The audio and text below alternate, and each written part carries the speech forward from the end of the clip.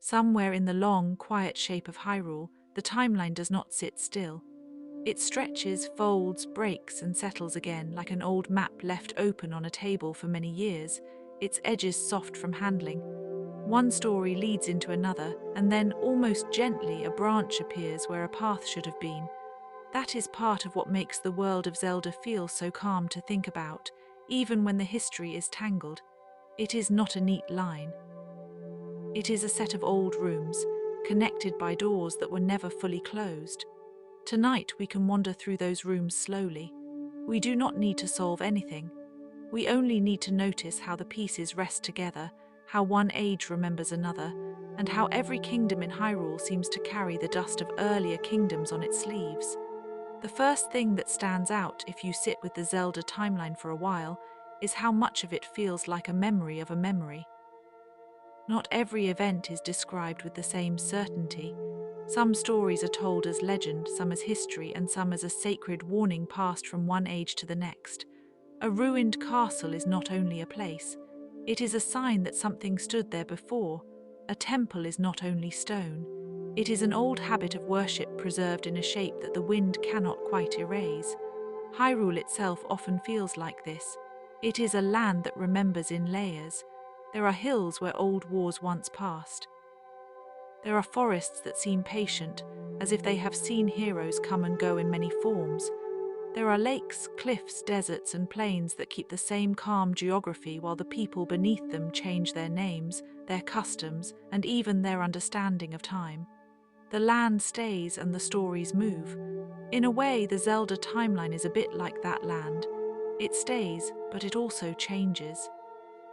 Different games touch different eras, and the connections are sometimes clear, sometimes subtle, and sometimes almost hidden in the background. A symbol on a shield, a recurring song, a race remembered in one age and transformed in another.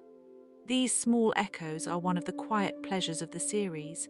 They suggest that history in Hyrule is never fully gone, it is only waiting in a deeper room. The earliest memories, at least in the broad shape of the timeline, are often associated with creation, gods, and the first ordering of the world. There is a calm strangeness in these beginnings. The land is not yet busy. The sky feels large. The powers that shape the world seem distant, not because they are weak, but because they are ancient. When a story begins with goddesses shaping a realm, it gives the rest of history a certain stillness. Everything that follows happens within a world that was already imagined into being. That is one reason Zelda lore feels so soothing. The world has depth before the player ever arrives. The myths are older than the quests. The temples are older than the kings. Even the conflicts carry the feeling of repetition, as if some struggle has happened before and will happen again in another century, with different faces and the same patient moon overhead. And of course, there is the matter of time itself. In the Zelda series, time is never quite simple. It loops, it splits, it sleeps, it wakes. Certain choices seem to bend history in different directions. One branch of the timeline remembers one hero, another branch remembers another. In one path, a great evil returns and is fought in a flooded world. In another, a child carries warning into a future that has not yet learned to listen. In still another, a land becomes distant, almost like a dream that the next generation can only partially recall. These branches are part of the fascination. They make the timeline feel less like a chart and more like a grove of old trees, each trunk beginning from the same roots, yet growing in its own direction toward a different light. There is something very gentle about that image. No branch is the whole tree. No age is the whole story. Each one keeps its own weather. If we begin with the legends around the earliest era, we find the familiar shape of a kingdom being formed. There are people learning how to live together. There are sacred objects, sometimes hidden, sometimes guarded, sometimes sought after by those who want more than their share of power. There is a recurring balance between courage, wisdom, and power, which feels almost like a quiet philosophy woven into the world itself. It is one of those ideas that appears simple at first, then grows deeper the longer you sit with it. Courage, wisdom, and power are not just symbols, they become a way of understanding the world. Power by itself can be bright and dangerous. Wisdom by itself can be careful and distant. Courage by itself can be generous but exposed. Together they form a kind of balance that the world keeps trying to return to. It is a small, elegant structure for a big mythic world, and that structure helps the stories feel steady even when the plot is full of falling towers and awakening calamities. There is a nice quietness in the fact that Zelda stories often return to the same kinds of places. A forest temple feels different from a mountain temple, but both have the same patient quality. Stone halls, moving water, sealed doors, and ancient mechanisms all suggest a civilization that once understood how to make buildings speak without words. A locked gate can feel as expressive as a character. A corridor lined with candles can feel like a memory of reverence. Even the empty chambers seem to hold a kind of attention. The people of Hyrule change across the ages, but they keep creating places that feel made for waiting. Towers overlook valleys, shrines rest under the earth, castles rise above cities and then in later ages become ruins visited by birds and wind. This is one of the calmest things about the timeline. It is not merely about battles or heroes. It is about what remains when a battle is over. It is about how a world learns to sit quietly inside the aftermath. There are also the smaller histories, the ones that do not always receive the grandest attention, but give the world texture. The Shaker, for example, often appear as keepers of knowledge, craft, and hidden methods. Their presence adds a sense that some people in Hyrule have long preferred careful work to noisy display.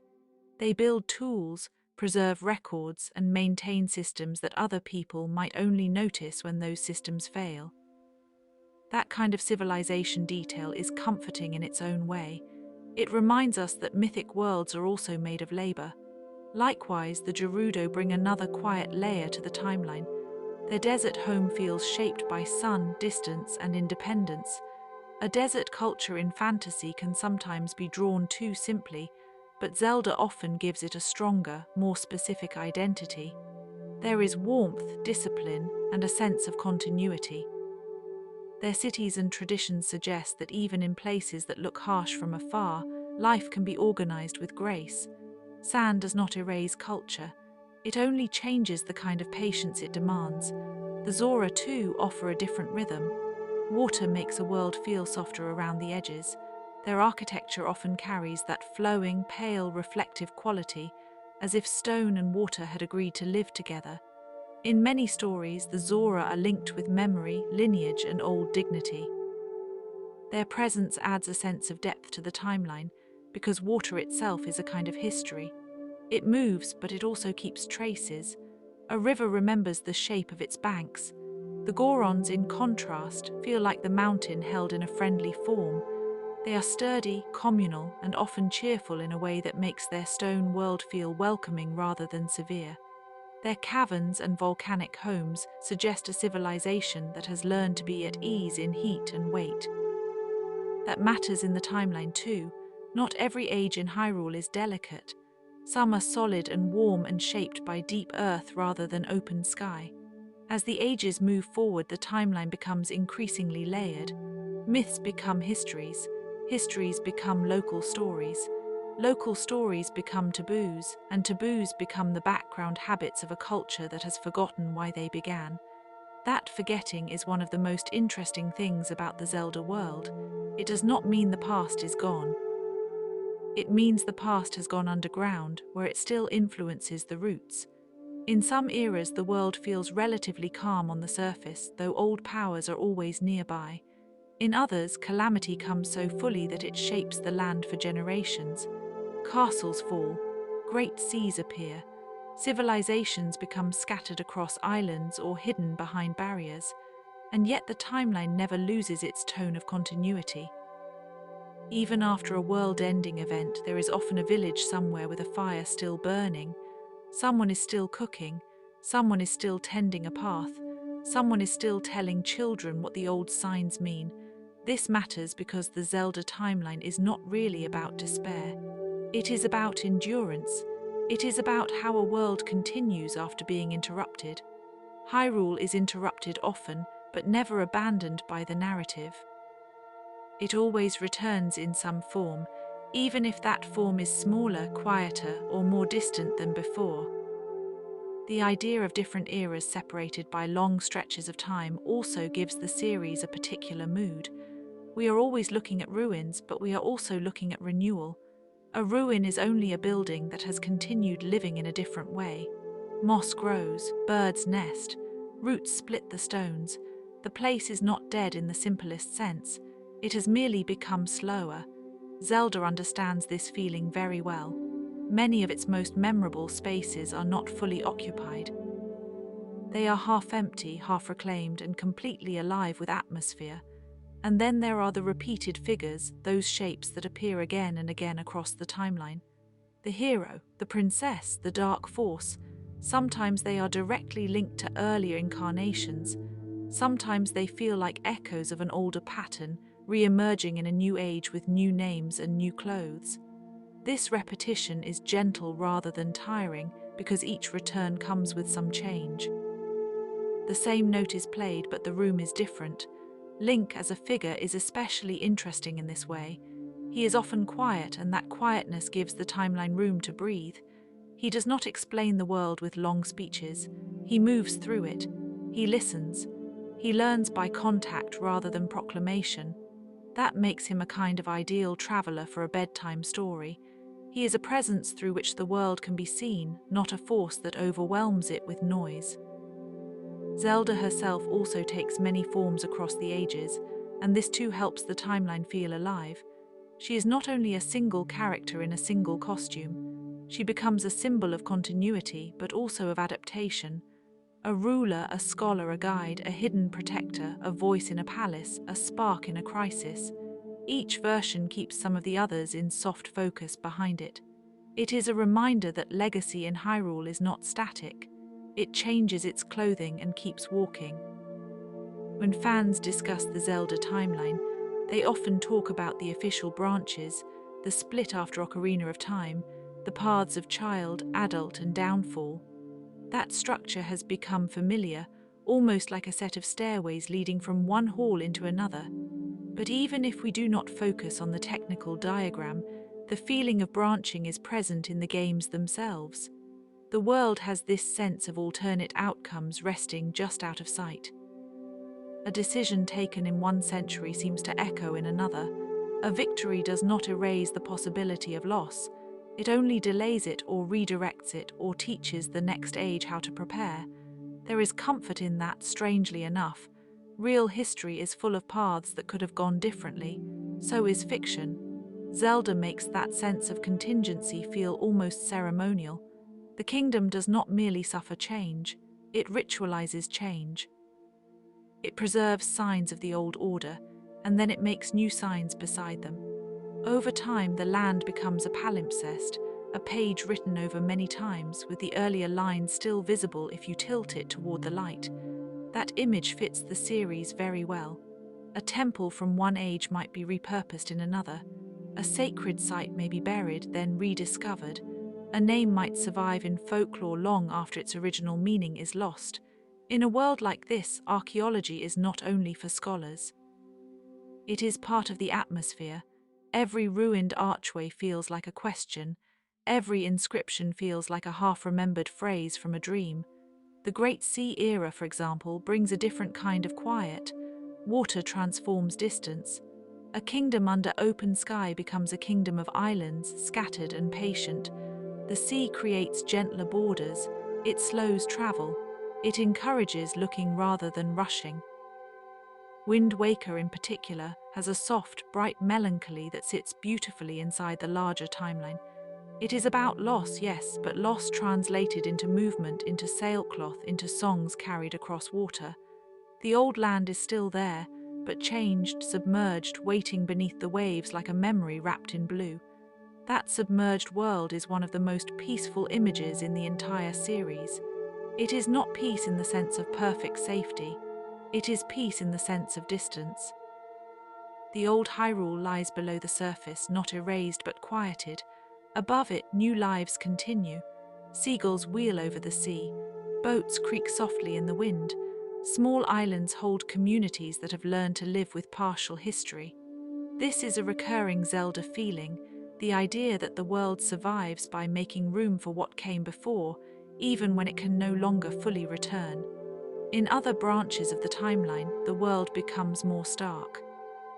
A darker age can settle in where the hero is lost, or the kingdom has fallen into long decline. These stories often have a restrained sadness rather than an explosive one. They are not grand tragedies that demand attention every second. They are quieter than that. They are about empty thrones, dim corridors, and the long continuation of life after a central meaning has been damaged. A broken kingdom is still a place where people wake up, wash bowls, mend roofs, and carry water. That is perhaps the deepest and most comforting pattern in the Zelda timeline. Even the most mythic events are built around ordinary continuance. A prophecy may shape the century, but the century is still lived by people who need bread. A sacred blade may determine the fate of a realm, but someone still has to sharpen tools in a village shed. The world is large enough to hold both the cosmic and the everyday without insisting that one makes the other disappear. Sometimes the timeline feels like an old family history, told across generations. Children hear the names of ancient heroes. Adults decorate homes with symbols they no longer fully understand. Priests, sages, and guardians keep ceremonies alive because they sense that forgetting would be too costly. But not all memory is formal. Some of it lives in songs. Some of it lives in recipes, in travel habits, in the way a market square is arranged, or in the custom of leaving a lamp burning at certain hours. Hyrule across its ages often feels like a place where tradition survives through use more than explanation. That is why the various towns and settlements matter so much. They are not just waypoints, they are small worlds of continuity. A village near a forest has a different patience than a village on a cliff. A port town feels shaped by arrivals and departures. A mountain settlement feels shaped by heat, stone, and close community. Each one gives the timeline a body, a texture, a daily rhythm. Without them, the grand myths would float away. With them, the myths feel anchored in lived space. The old temples are similar. They are often associated with puzzles, guardians, and hidden paths, but when you slow down, they feel almost devotional. They are places designed to make movement more deliberate. Steps echo. Light enters in narrow angles. The air feels old and cool. Even in a fantasy setting, architecture can carry a kind of moral tone. The temple says, proceed carefully. Notice where you place your feet. Respect the space. And then there are the shrines and hidden sanctuaries that appear in some later ages, especially in worlds where the land has been reshaped by disaster or time. These smaller structures feel intimate. They are less about public grandeur and more about perseverance. Someone built this little chamber because something needed to be kept. A blessing, a trial, a memory, a lesson. In that way, they are almost like tiny knots in the fabric of the timeline, tying one age to another. The monsters of Zelda, too, have a strange place in the history. They are not always simply random enemies. They often feel like symptoms, corruption made visible, old darkness returned in new forms, wilderness that has become unsteady. The creatures roaming a ruined field are like weather that has learned to breathe, yet even they contribute to the mood of the world because they remind us that Hyrule is never entirely artificial. It is a living ecosystem of myth, danger, and adaptation. The recurring presence of the Triforce gives the whole timeline another layer of quiet symbolism. The triangles are simple, almost modest in shape, but they carry enormous meaning. That simplicity is part of their strength. A clear symbol can survive many ages. It can be carved into stone, stitched into cloth, set into a doorframe, or remembered in story when the original object has been lost. The Triforce endures as a sign of balance, and balance is one of the deepest longings in the series. There is also a lovely consistency in how Zelda often treats music. Songs are not decoration. They are keys, memories, signals, and bridges. A melody can open a sealed path.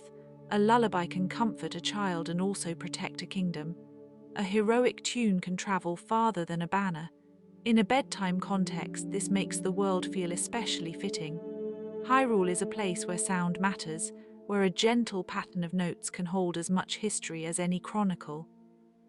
If we linger for a moment on the idea of the timeline itself, we can see why it has inspired so much discussion. Not because every question must be answered with certainty, but because the uncertainty is part of the charm. The series was not built as a dry archive. It was built as a living mythos that accumulated meaning over time. Later entries look back at earlier ones and sometimes brighten them, sometimes complicate them, sometimes make them feel older than they once did. That is how real legends behave as well. They gather layers, they become deeper by being retold.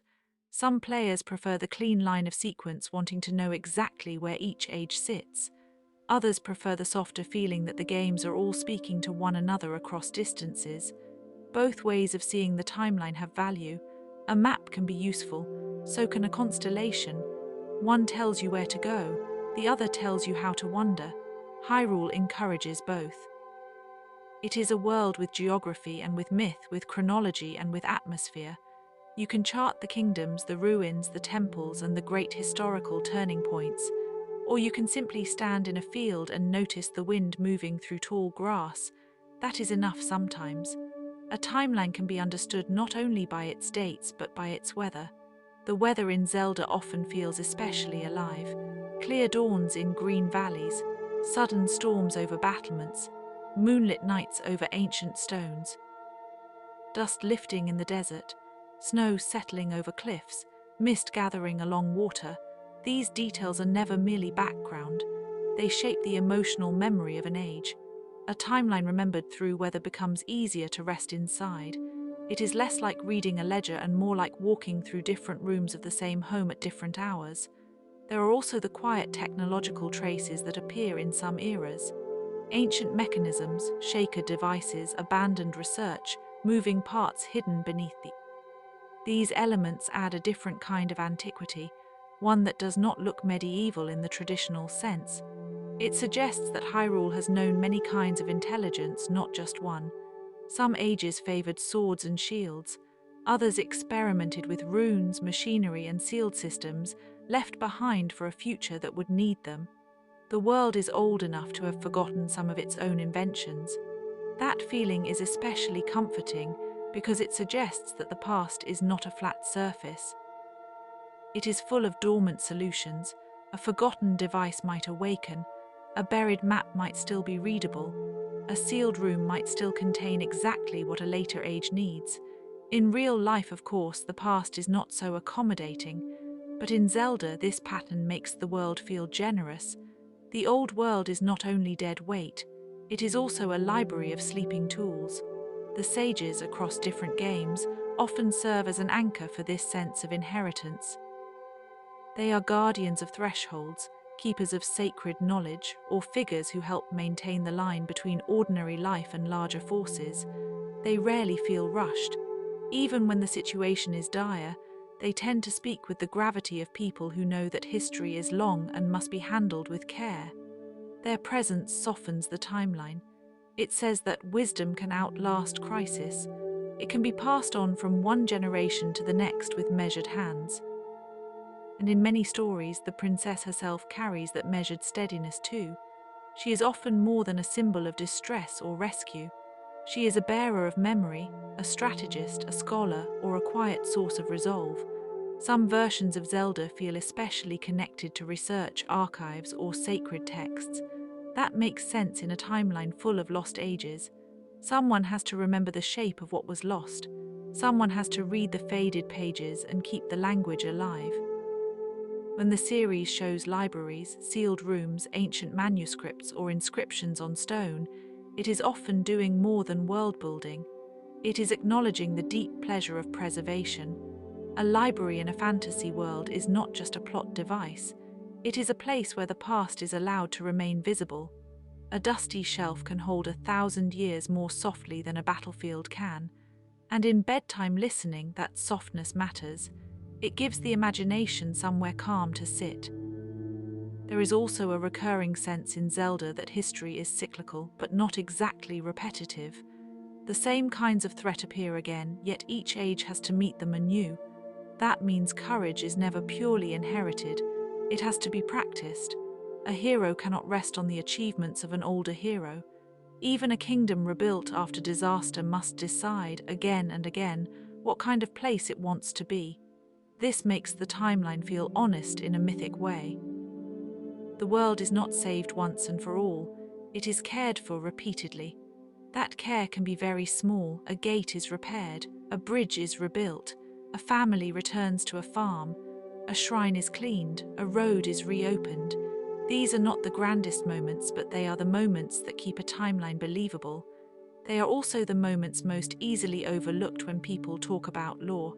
Yet without them, the grand moments would have nowhere to land. One of the nicest things about thinking through the Zelda timeline slowly is how it changes the scale of the series. What can seem at first glance like a simple quest pattern becomes something larger and more tender. The land is not only a setting for action, it is a record of succession. Kingdoms rise, fade, reappear, and alter one another. Peoples migrate, adapt, and preserve customs in half-hidden forms. Even the most famous landmarks are often only the latest versions of older ideas. A castle, for instance, may stand on an older site of power. A sacred grove may have been sacred under another name long before the present age arrived. A village festival may carry traces of older rites that no one now fully understands. This is how worlds become believable over time. They accumulate habits. They keep their old furniture in the attic. They forget, but imperfectly. The timeline's forgotten ages are especially appealing because forgetting in Zelda never means absence. It means obscurity. It means that something important has slipped outside the main spotlight and is now visible only in fragments. A stone tablet, a song, a line of royal descent, a legend told by an elderly character in a village whose name the map barely prints. These fragments are enough to make the past feel near, like a room just beyond a curtain. And in a way, that is how sleep itself often feels. Thoughts do not vanish all at once. They drift into partial forms. Images become softer. Details loosen. A kingdom, a memory, a song, a corridor, a field at dusk. The Zelda timeline, with its many ages and quiet gaps, can fit that state of mind beautifully. It gives the listener something coherent to hold, while still leaving plenty of space for the mind to wander gently. If we move toward the later and more familiar ages, we find that even the more recent stories are touched by this deep past. A technology from one era becomes a curiosity in another. A prophecy once thought symbolic becomes a practical concern. A ruin seen by one generation as merely atmospheric turns out to be historically loaded.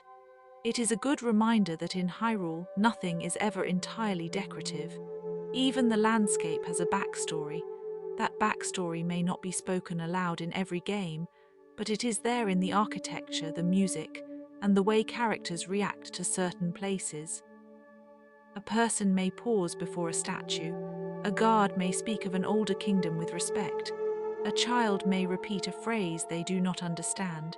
These tiny gestures are the fibers that make the timeline feel woven rather than assembled.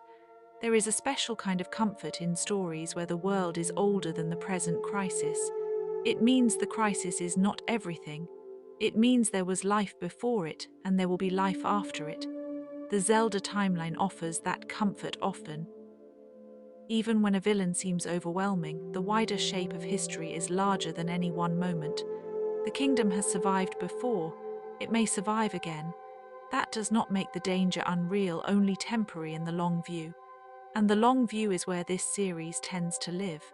A single era may end in ruin, but the series itself keeps going, and each new chapter looks backward as much as forward. That backward glance is one of the reasons Zelda feels so rich.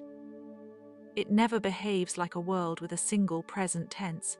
It feels cumulative. Every new game carries a little sediment from the ones before it. The sensation is almost like hearing an old tune played in another key. You know it, but not in the same way. The melody has been altered by time. That is why fans return to the timeline again and again, not only to settle disputes, but to enjoy the texture of recurrence.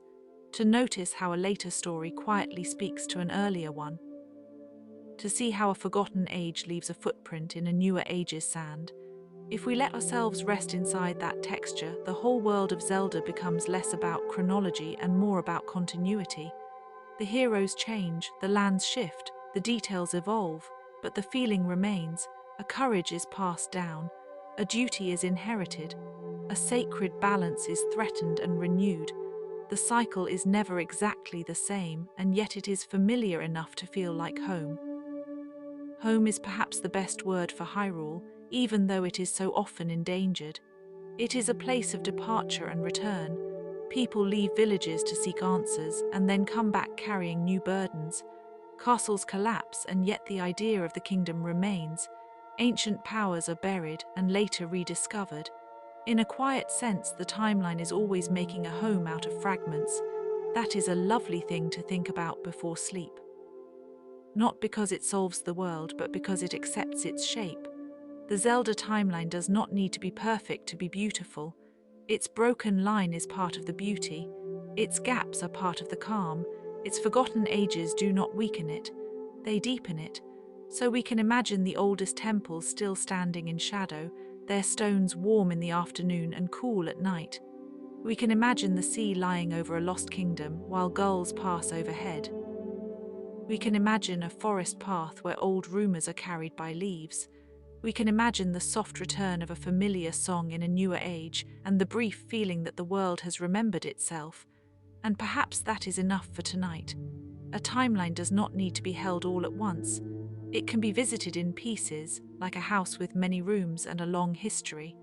You can open one door, rest there a while, and then let the next door wait until another evening. In the quieter branches of Hyrule's history, there are always small things to notice. A torch bracket shaped by an old craft, a market awning faded by sun, a ceramic jar in a ruin still resting where someone set it centuries ago, a narrow stair descending into darkness, not threatening, simply unknown. These details matter because they keep the world human, or at least close to human. They say that this timeline is not made only of destiny, it is made of hands. Hands build and hands remember. Hands place stones. Hands write prayers. Hands plant gardens outside villages that may one day become ruins. The timeline of Zelda, for all its gods and prophecies and branching destinies, still feels grounded in that simple truth. Someone was here. Someone cared. Someone tried to leave the world in a little better shape than they found it. That is a gentle thought to carry into the dark. Not a triumphant one, not a dramatic one, just a steady one. Across the forgotten ages, across the branches, across the long sleep of kingdoms and the waking of new heroes, the work of care continues. The lantern is passed, the road is marked, the song is remembered, and if we follow it only as far as we can tonight, that is enough. Hyrule will remain where it is, with its ruins, its rivers, its quiet kingdoms, and its patient sky. The timeline does not ask to be mastered in a single sitting. It only asks to be noticed slowly with a little kindness. So let the old ages settle. Let the branches rest. Let the temples stand in their own silence. Somewhere beyond the last hill, another dawn is already waiting, soft and unnamed. And in that dawn, as in every other, the world of Zelda continues, calm and enduring, held together by memory, by legend, and by the quiet comfort of stories that never fully end. And if we stay with that feeling a little longer, there is still so much to notice in the oldest corners of the legend. Before the timeline became something people tried to map in neat lines, it already existed in the shape of memory. A story is told, then it is told again. Then over time the details settle like dust into the floorboards of history. What remains is not always exact, but it is often meaningful. In the world of Zelda, this seems especially true. The oldest events are not always presented like a ledger. They arrive as relics, hymns, inscriptions, legends passed from one age to another. They are known the way one knows the shape of a mountain through mist. There is something quietly moving about a world that preserves its history in fragments. A broken tablet can be more haunting than a complete chronicle. A mural half hidden behind a collapsed wall can suggest a whole empire more vividly than a long explanation ever could. The Zelda series often trusts this kind of suggestion. It allows ruins to speak. It allows a temple to remain unfinished in the mind. It allows the past to be felt as a presence rather than a lecture. And for a bedtime story, that is a beautiful way to move through time. In the earliest imagined ages of Hyrule, there is often a sense that civilization itself is still learning its own shape. The people who build sacred spaces do not seem to be building for convenience. They are building for continuity. Their stonework is not merely practical, it is ceremonial. It marks a belief that certain places should last longer than the lives of the people who made them. That belief appears in many old cultures, in many real histories as well. Temples, tombs, observatories, citadels, shrines, and memorials all carry the same quiet hope that some part of us might remain when we are gone. In Zelda, this hope takes many forms. Sometimes it is an altar in a forest, sometimes it is a royal archive, sometimes it is a tower watching over a valley, sometimes it is an entire buried kingdom waiting under the sea. Even when the stories are fantastical, the human feeling underneath them is very old. It is the feeling of wanting to leave a sign, a name, a path, a direction for those who come later. And then, of course, there are the ages that are almost lost even within the fiction. Ages not explored in detail but sensed in outlines. Kingdoms that existed before the kingdom everyone knows. Orders of priests, scholars, artisans, and guards who may be mentioned once and then vanish into the background. Perhaps they mattered greatly in their own time.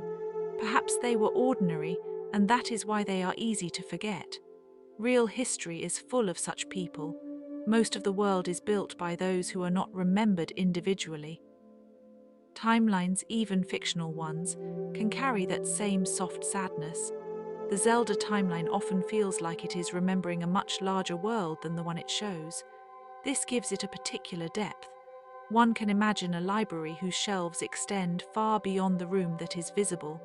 One can imagine maps folded inside maps, each age layered over another like translucent paper. There may have been roads long ago that no longer exist. There may have been festivals whose songs survive only in a single tune. There may have been royal customs so old that later generations follow them without knowing why. These small inheritances can be more interesting than grand revelations because they feel like the natural drift of time. Even the way history repeats in Zelda has a kind of peaceful rhythm when seen from a distance. A sacred power is threatened. A hero appears. A princess carries wisdom or resolve or both. A darkness rises from an old wound in the world. The specific forms change, but the emotional architecture remains. That stability is comforting, almost like tide patterns on a shore. The ocean does not need to be identical each time it returns. It only needs to be recognizably itself. The Zelda timeline works in a similar way. It is not a straight road so much as a recurring shoreline, shaped by pressure, memory, and return. This is why the timeline debate, for all its complexity in fan conversation, matters less in a quiet, reflective sense than the atmosphere that the games create. The deep charm of Zelda is not only whether one era follows another in a certain order, it is the feeling that every age is part of a larger mythic whole. The world remembers itself through symbols. A crest appears again. A melody returns. A pattern in architecture seems ancient, then older still. Even when the kingdom changes hands, the language of the land lingers. There is a tender thought hidden in that. Civilizations do not vanish completely. They leave echoes. A later city may be built atop an older one, just as a newer story may rest upon an older legend. The ground itself becomes layered with time. In some places, the past is not behind us at all. It is beneath us. Buried cities, submerged halls, collapsed sanctuaries, and sealed chambers all remind us that history is often not erased. It is covered.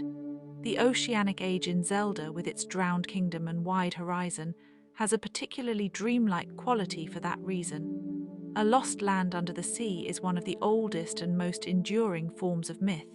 It suggests a world that once existed in grandeur and order, now preserved in blue silence. The fish move through its streets. Light falls through water where sunlight once fell through air, towers become silhouettes, fountains become memory. Even the idea of a submerged kingdom feels strangely restful in its own melancholy way. It is not gone in a violent sense. It is waiting, altered, patient, and unreachable. That kind of loss is different from destruction. Destruction is loud. Loss can be quiet enough to almost miss.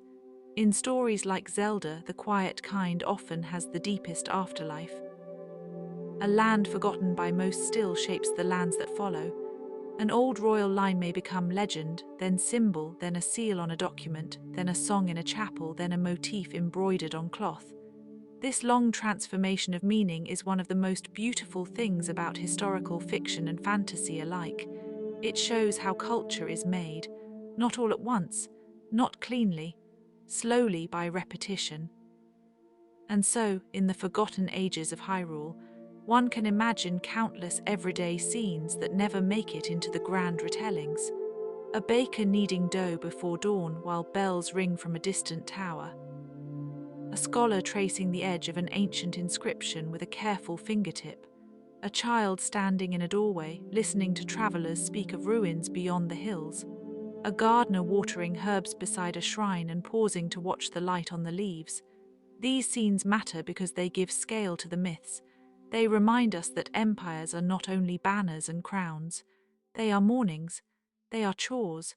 They are the ordinary rhythm that makes catastrophe feel like it has interrupted something precious. This is perhaps why the Zelda universe can feel so inhabited, even when vast stretches of its timeline are only lightly described. The gaps become spaces for lived life. An empty field is not really empty if one can imagine the old road that once crossed it. A ruin is not just broken stone if one can imagine the quiet work that once maintained it. A forgotten age becomes more than a mystery when one lets it contain small domestic things, the smell of rain on old clay tiles, the scrape of a wooden chair across a floor, the sound of a well rope at dusk.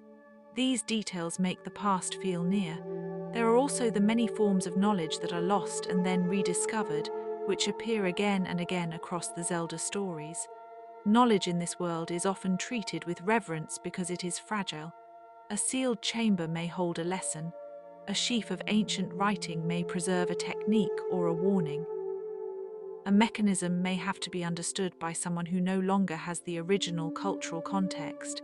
This is a familiar feeling in real archaeology as well. We find objects, scripts, instruments, and tools, and we can often say what they are made of, but not always fully what they meant. Meaning can disappear even when material survives. That uncertainty gives old objects a kind of dignity. They do not surrender all their secrets at once. They remain partly themselves. In Zelda, this allows ancient artifacts to feel sacred rather than merely useful. A relic is not just a device, it is a witness. A blade, a stone, a mask, a tablet, a harp, a lantern, a mirror, a jewel, all can carry the residue of another time. Sometimes the object is more evocative because we never learn everything about it. Mystery preserves atmosphere. Silence protects depth. One can think of the timeline itself in this way, as a relic with missing pieces. It is not a flaw that every detail is not accounted for. It is part of the feeling. Human memory works the same way.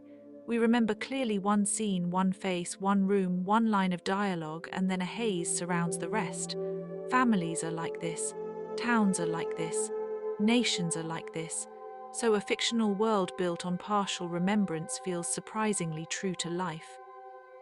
It mirrors the way the past actually comes down to us, not as a complete archive, but as a collection of bright fragments. And among those fragments there is always a song.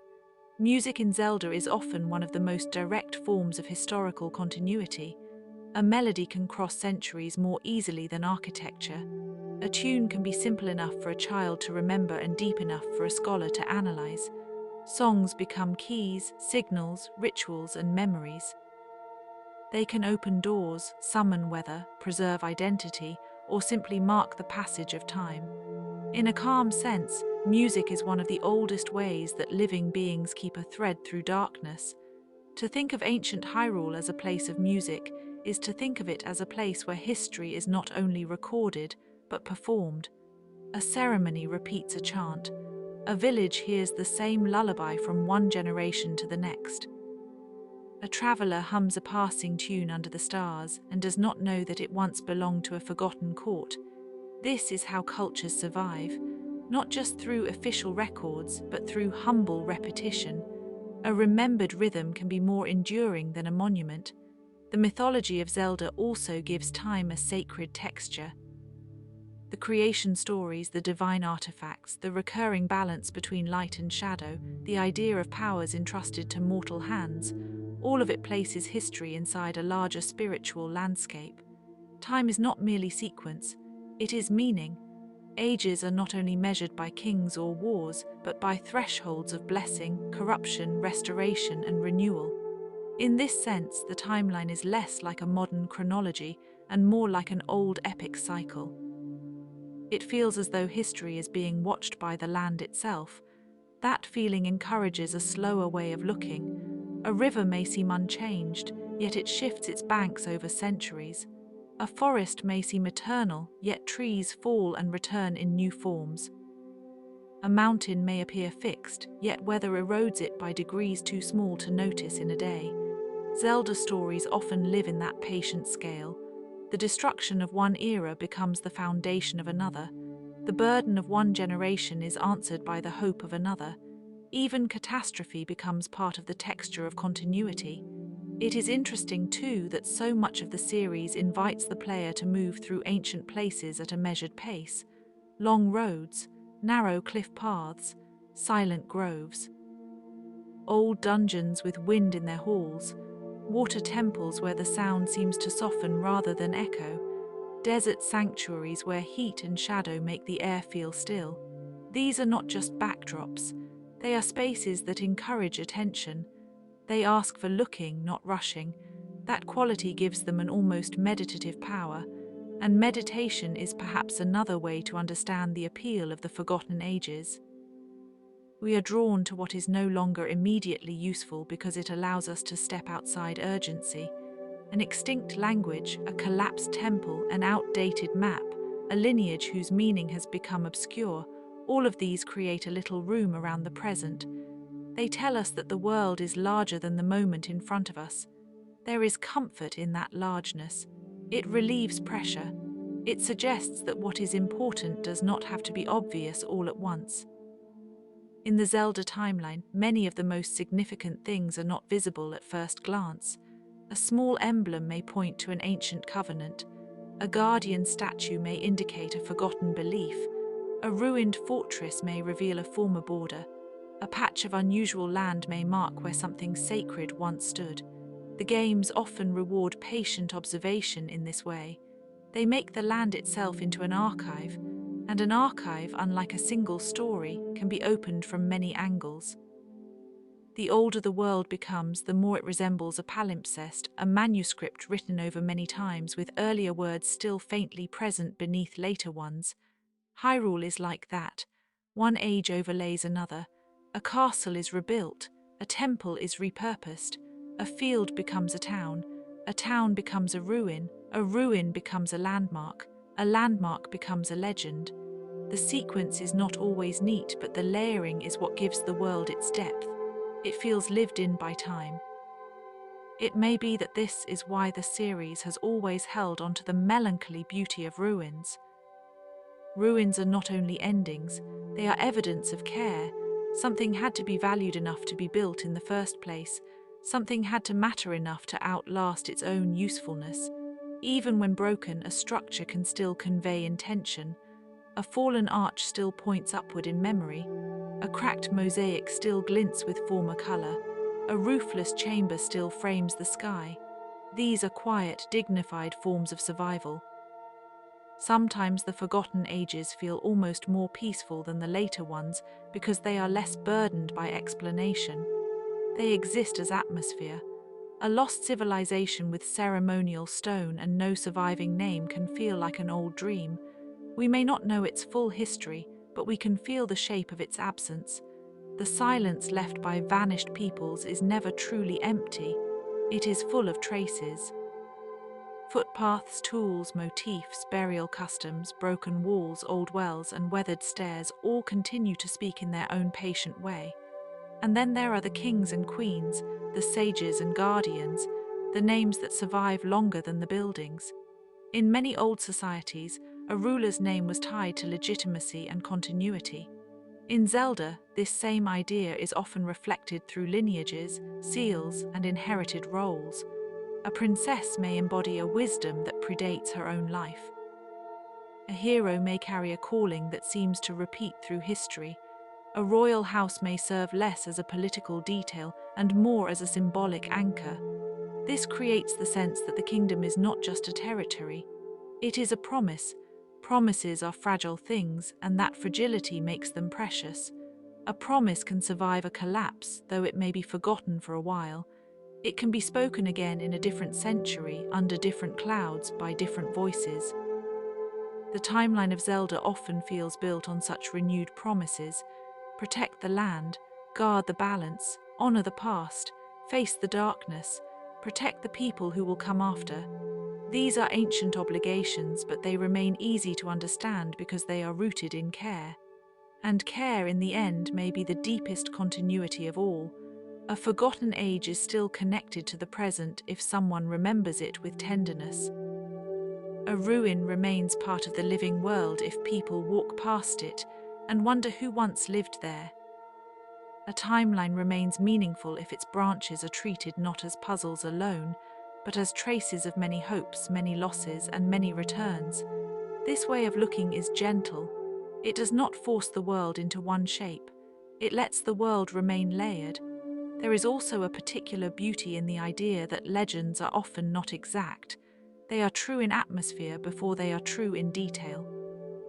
A childhood story about an old castle may blur with an older myth about a holy mountain, and over time both may become part of the same cultural memory. This is how oral history behaves. It is not careless, it is alive. It changes so it can continue. The Zelda timeline, with its centuries of retellings and restorations, seems to understand this intuitively. Even its contradictions can feel like part of a larger legend-making process.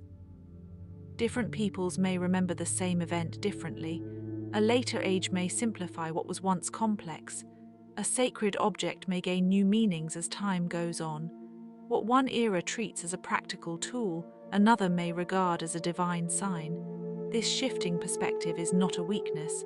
It is a feature of historical imagination. It reminds us that every age stands at some distance from the ones before it, and distance, when viewed calmly, can be kind. It allows for reverence. It allows for uncertainty. It allows the past to keep its own weather. We do not need to know every lost road to feel the presence of the land beneath it. We do not need the full list of every forgotten king to understand that kingdoms are made of more than crowns. We do not need every answer to sense that something old still hums beneath the surface of the world. The Zelda timeline, in its quietest reading, is less a puzzle to solve than a lineage to contemplate. It stretches backward into myth and forward into renewal. It carries wars, blessings, separations, reunions, and the steady persistence of ordinary life. It is a record of civilizations that rise, fade, and are remembered again. It is also a record of human feeling, the wish to protect, the sorrow of loss, the hope of return, the relief of familiarity. If one listens closely, it almost seems that the entire series is asking a gentle question: what survives when everything else changes? The answer may be different in each age. A name survives, a song survives, a crest survives. A story survives. Sometimes a whole kingdom survives in altered form, and sometimes only the echo of its ideals remains. Yet that echo can be enough to shape the next era. In that way, the past keeps becoming the present. This makes the forgotten ages especially precious. They are not empty gaps. They are the hidden roots of later growth. They remind us that even when history is obscured, it is not absent. Beneath every visible branch is a network of older support. Beneath every modern road is the trace of older paths. Beneath every bright legend is a darker, quieter soil where memory has been resting. And so the world of Zelda, when followed gently through its long and winding timeline, begins to feel less like a sequence of games and more like a single ancient landscape seen across different seasons. In one season, the grass is green and the kingdom is whole. In another, the sea covers the roads. In another, the shadows deepen around a broken tower. In another, the past itself is rediscovered and carried forward by new hands. The land changes, but the emotional weather remains legible. That is perhaps the deepest comfort of all, not permanence exactly, but recognition. The feeling that no matter how many ages pass, the world still contains room for memory, for duty, for wonder, and for quiet return. A story can be lost and found again. A kingdom can be buried and remembered. A hero can vanish into legend and then reappear in another form. The line may break, but the pattern continues. So if the forgotten ages seem distant tonight, let them be distant in a peaceful way. Let them rest under their layers of dust and light. Let the old temples keep their shadows. Let the submerged cities keep their blue silence. Let the ancient archives remain folded in their stone rooms. Let the lost dynasties sleep beneath their names. The world does not need to be fully uncovered to be loved.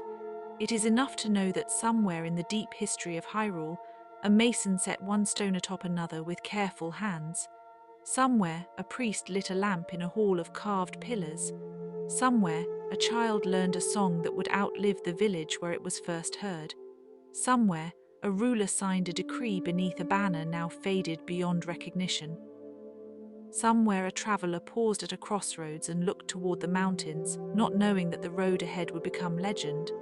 These are small moments, but they are the kind that make history feel humane. They turn the grand timeline into a place where life actually happened. And because of that, the entire world of Zelda becomes less about chronology and more about continuity. The heroes change, the lands shift, the details evolve, but the feeling remains. A courage is passed down, a duty is inherited. A sacred balance is threatened and renewed. The cycle is never exactly the same, and yet it is familiar enough to feel like home. Home is perhaps the best word for Hyrule, even though it is so often endangered. It is a place of departure and return. People leave villages to seek answers and then come back carrying new burdens. Castles collapse, and yet the idea of the kingdom remains. Ancient powers are buried and later rediscovered. In a quiet sense, the timeline is always making a home out of fragments. That is a lovely thing to think about before sleep. Not because it solves the world, but because it accepts its shape. The Zelda timeline does not need to be perfect to be beautiful. Its broken line is part of the beauty. Its gaps are part of the calm. Its forgotten ages do not weaken it, they deepen it. So we can imagine the oldest temples still standing in shadow, their stones warm in the afternoon and cool at night. We can imagine the sea lying over a lost kingdom while gulls pass overhead. We can imagine a forest path where old rumors are carried by leaves. We can imagine the soft return of a familiar song in a newer age, and the brief feeling that the world has remembered itself. And perhaps that is enough for tonight. A timeline does not need to be held all at once. It can be visited in pieces, like a house with many rooms and a long history. You can open one door, rest there a while, and then let the next door wait until another evening. In the quieter branches of Hyrule's history, there are always small things to notice. A torch bracket shaped by an old craft, a market awning faded by sun, a ceramic jar in a ruin still resting where someone set it centuries ago, a narrow stair descending into darkness, not threatening, simply unknown. These details matter because they keep the world human, or at least close to human. They say that this timeline is not made only of destiny. It is made of hands. Hands build and hands remember. Hands place stones. Hands write prayers. Hands plant gardens outside villages that may one day become ruins. The timeline of Zelda, for all its gods and prophecies and branching destinies, still feels grounded in that simple truth. Someone was here. Someone cared. Someone tried to leave the world in a little better shape than they found it. That is a gentle thought to carry into the dark. Not a triumphant one, not a dramatic one, just a steady one. Across the forgotten ages, across the branches, across the long sleep of kingdoms and the waking of new heroes, the work of care continues. The lantern is passed, the road is marked, the song is remembered, and if we follow it only as far as we can tonight, that is enough. Hyrule will remain where it is, with its ruins, its rivers, its quiet kingdoms, and its patient sky. The timeline does not ask to be mastered in a single sitting. It only asks to be noticed slowly with a little kindness. So let the old ages settle. Let the branches rest. Let the temples stand in their own silence. Somewhere beyond the last hill, another dawn is already waiting, soft and unnamed. And in that dawn, as in every other, the world of Zelda continues, calm and enduring, held together by memory, by legend, and by the quiet comfort of stories that never fully end. But there is still more to wander through, if we are willing to do so softly, and without any hurry at all. Because the Zelda timeline, for all its famous puzzles and its many familiar landmarks, is also a story of what has been left behind between the larger events. It is in those intervals, those long pauses and forgotten decades, that some of its most peaceful mysteries seem to live. A timeline, after all, is not only a sequence of battles or disasters, it is also the space between them.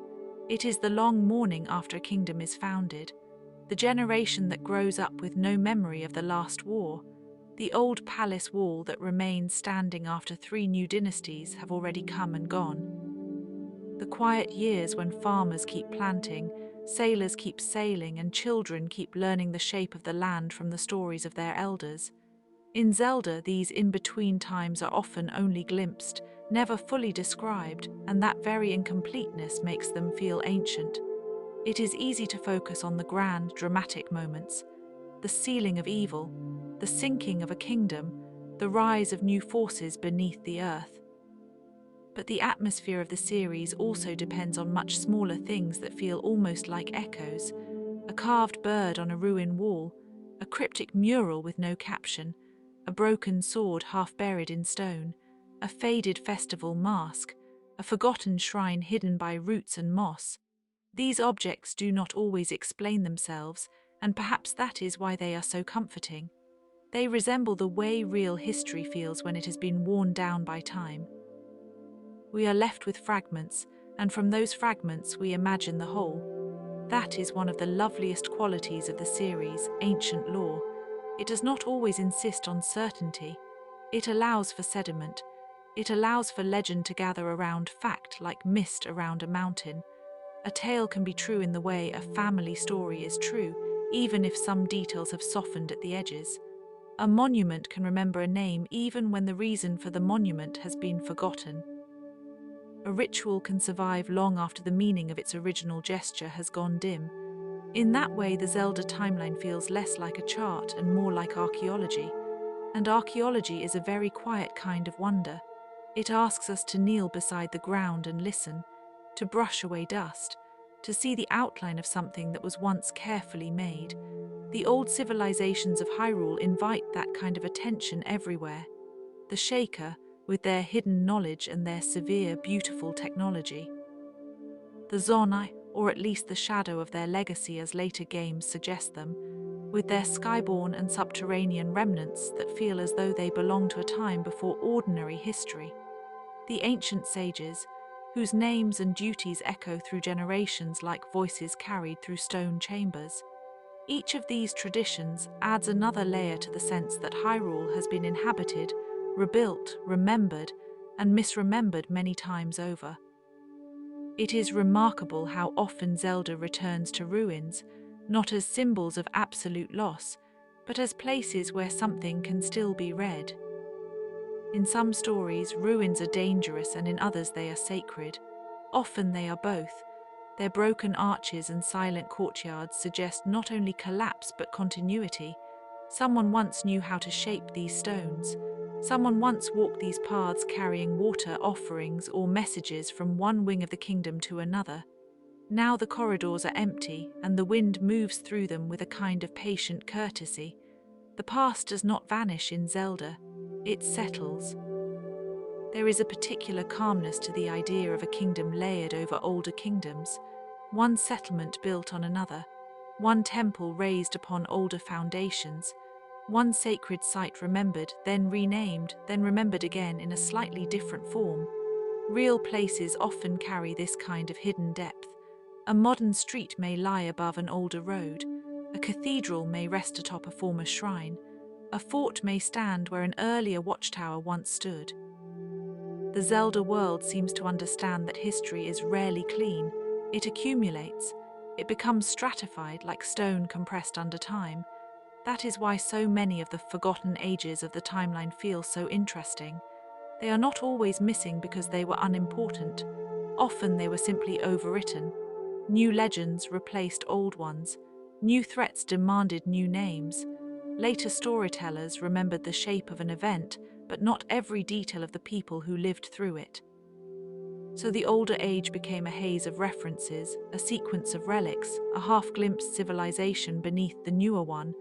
That sort of forgetting can feel sad, but it can also feel strangely peaceful.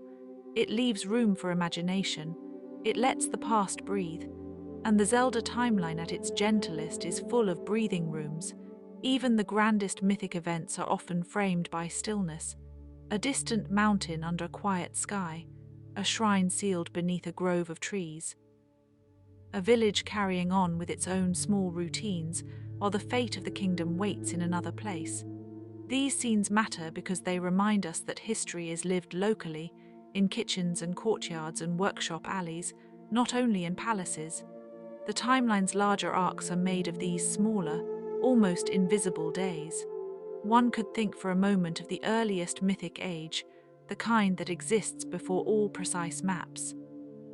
In that hazy past, gods, spirits, and chosen beings appear almost as if from dream. Creation stories are often like this. They do not measure distance in miles or years, they measure it in significance. A mountain is important because a goddess touched it. A spring is holy because something was sealed there. A forest is strange because it grew around an event that no one has fully explained. When a world begins in myth, it does not begin with a calendar. It begins with a memory of awe, and once awe enters a world, it tends to linger. Even after cities rise and trade routes are established, and bureaucracies are written down somewhere in tidy ledgers, the older feeling remains underneath. That is true of Hyrule too. Its most rational ages still seem haunted by older truths. There are always old gods in the margins, old prophecies in circulation, old names spoken with respect.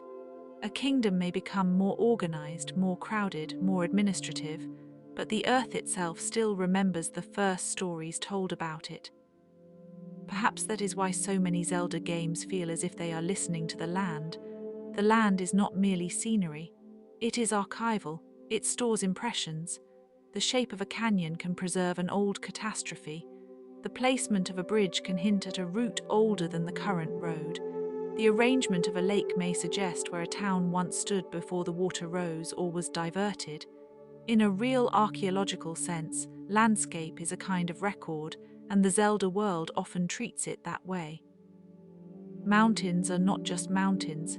They are traces of older arrangements of power, faith, and settlement.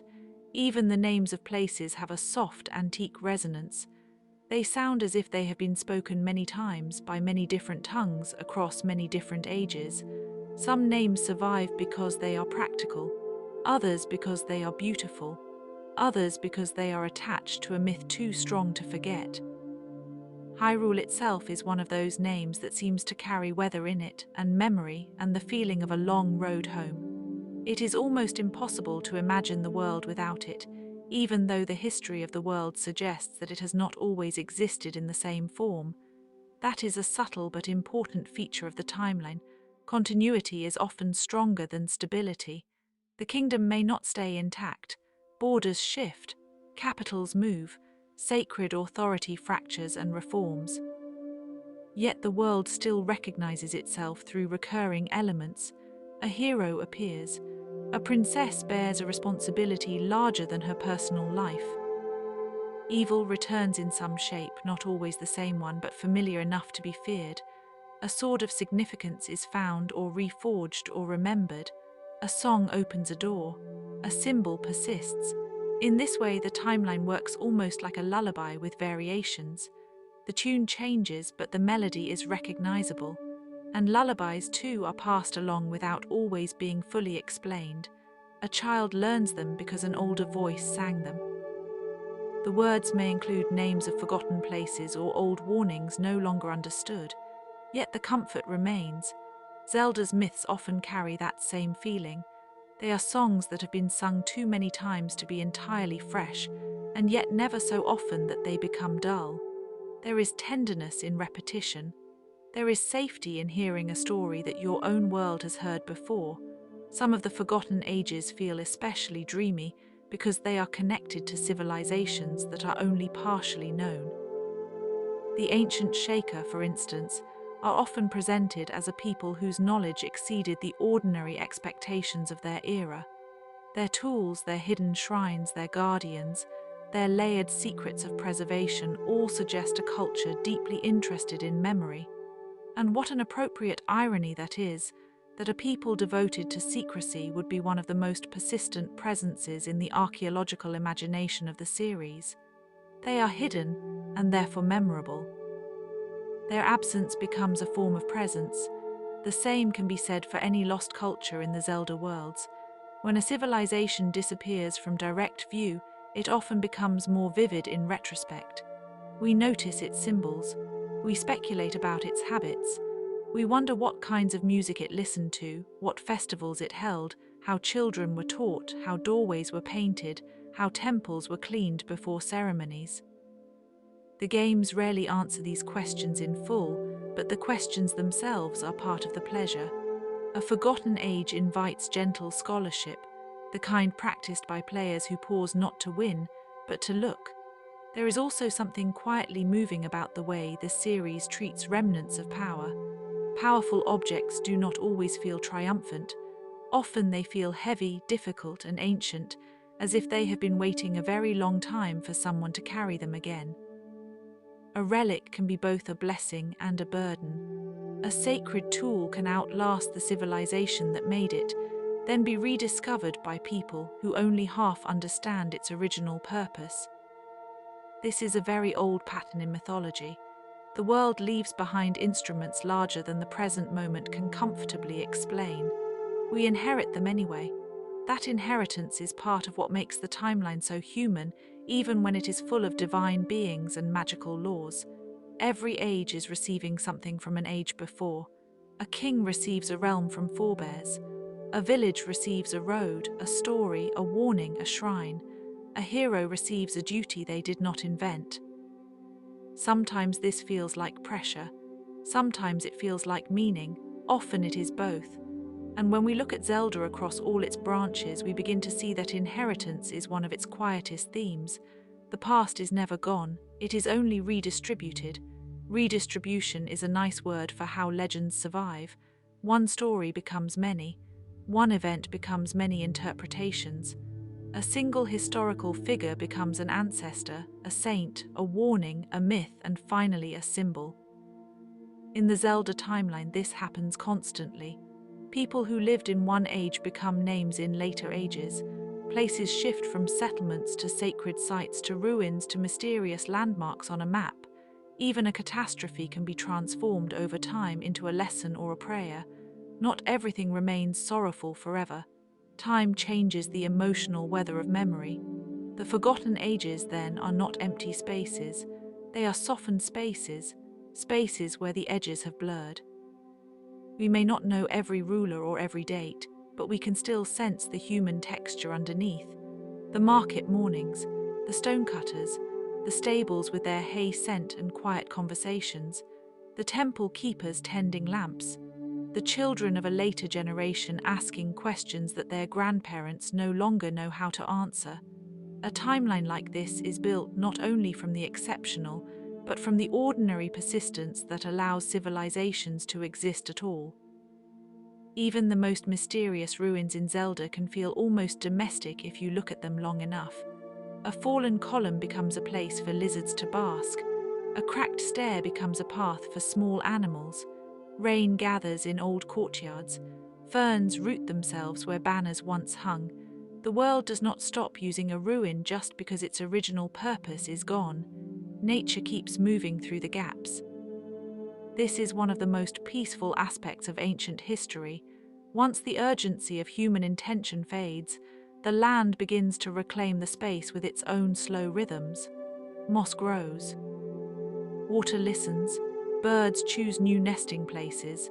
And so the old ages of Zelda often feel like they are not dead, only asleep.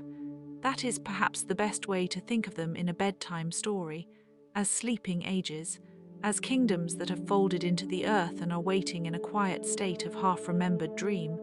Their temples are not merely abandoned, they are resting.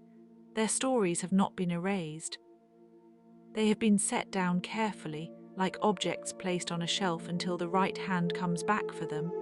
The timeline itself becomes a shelf of legends, each one resting beside the others. At times, the series suggests that memory is an active force, something almost sacred in itself. The act of naming, of recounting, of preserving symbols and songs becomes a way of resisting oblivion. This is why so many characters in the series seem to care deeply about histories, prophecies, and old customs. They may not understand all of them, but they know enough to treat them with seriousness. In a world that has already been broken and rebuilt so many times, seriousness toward the past is a kind of humility. Humility is not often emphasized when people talk about grand fantasy worlds, but it may be one of their most soothing gifts. The best myths do not merely make us feel larger, they remind us that we are small inside a much older story. That can be a comforting feeling, especially at night. It lets the mind rest. It says that the world does not depend on one moment alone. There have been many moments before this one. There will be more after it. The old roads are still there beneath the darkness, even when we cannot see them. If we continue wandering through these forgotten ages, we can imagine how many ordinary calendars once passed through them unnoticed. How many harvests, how many spring floods, how many children grew up in towns whose names are now gone from maps. How many bells rang in towers that are no longer standing? How many letters were sent from one province to another and then lost, unread in some old drawer or buried chamber? Real history is full of these quiet losses. The Zelda timeline, with its deliberate gaps, feels honest about them in its own way. It does not pretend that every life can be preserved intact. It only suggests that traces remain, and traces are enough for reverie. A footprint in soft ground, a chipped tile, a ceremonial robe preserved in a chest, a pattern etched into a blade hilt, a folk song that has drifted away from its original meaning but still carries the shape of reverence. These are the kinds of things one might encounter in a museum or a ruin or a very old book. The worlds of Zelda are full of objects that seem to have been waiting for patient eyes. They do not shout, they simply endure. That endurance is tied to another quiet truth. The world of Zelda is often made more beautiful by the idea that it has survived. Not perfectly, not intact, but enough. Enough for another era to arise from the ashes, enough for another story to be told, enough for another traveler to walk the same plane and feel, perhaps without knowing why, that something older is near. A kingdom does not have to remain unchanged to be continuous. It only has to leave behind a recognizable pulse. And that pulse moves through the branches of the timeline like an underground river. One branch rises after a great catastrophe. Another follows a path where the hero's fate was fulfilled differently. Another continues with a long and distant future where the old world has become legend. Each branch carries its own weather, its own ruins, its own emotional light. Yet all of them seem to belong to the same broad dream, the same coastlines, the same mountains, the same feeling of sacred responsibility wrapped in quiet adventure. This is why it can be so calming to think about the timeline not as a problem to solve, but as a garden of histories. Some paths are carefully tended, some are overgrown, some are marked with statues, some are hidden beneath roots, some are traversed often enough that the stones have grown smooth, others are almost impossible to find unless you know where to look. And in a garden, as in a timeline, what matters is not that every path be equally visible. What matters is that it all belongs together. It is tempting, when speaking of forgotten ages, to imagine only grandeur, forgotten empires, lost wars, sacred cataclysms, but there is also dignity in the ordinary forgotten things, the regional dialects no longer spoken, the recipes no longer made, the songs that survived in fragments, the methods of weaving, pottery, and map-making that changed quietly as centuries passed. These details are often the first to disappear, and yet they are what make a civilization feel lived in.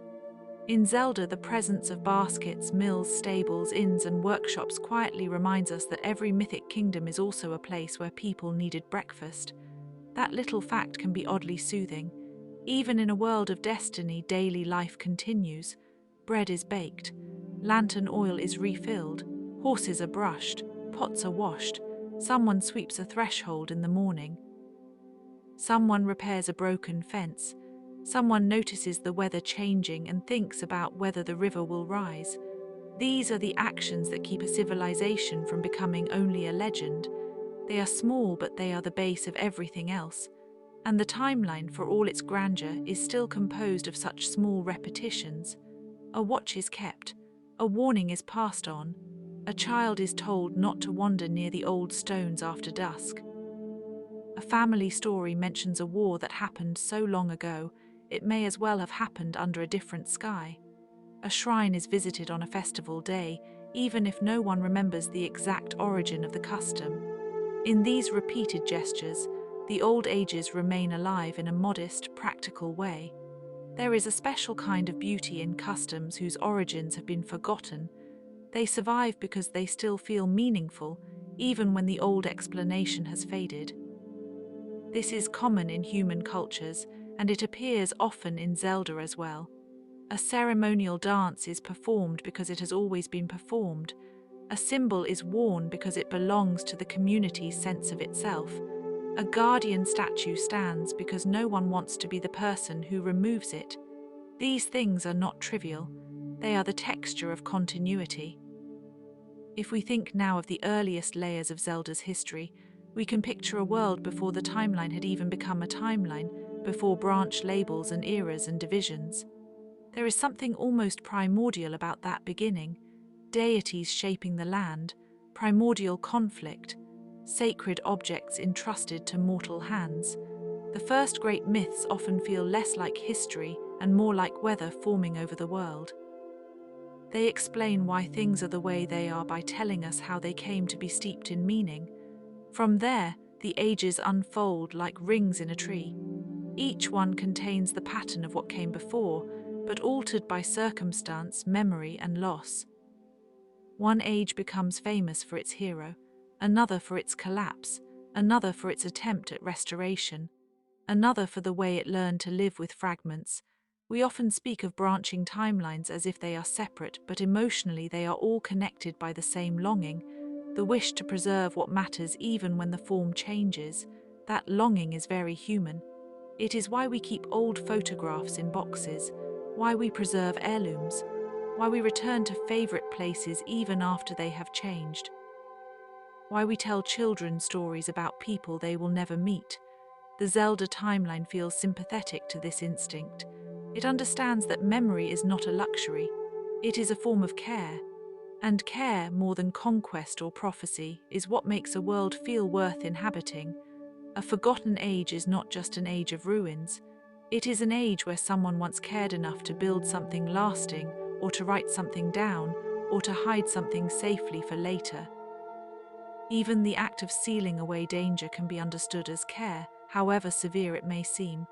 The people of these worlds are always making choices about what to protect and what to let fade.